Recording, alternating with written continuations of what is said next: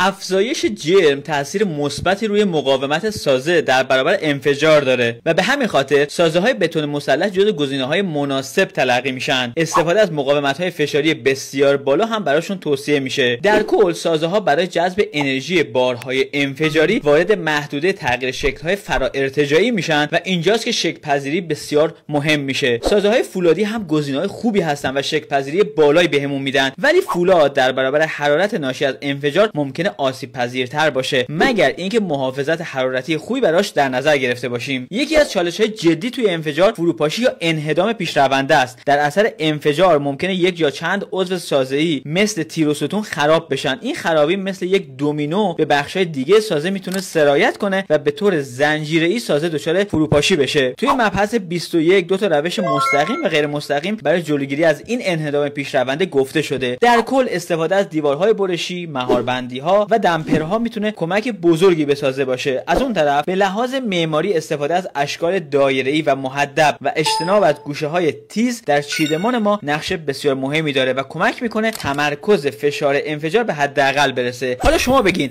عملکرد سازه‌هایی که منفجر شدن رو چطور ارزیابی میکنید؟ سازه‌های بتونی بهتر بودن یا فولادی؟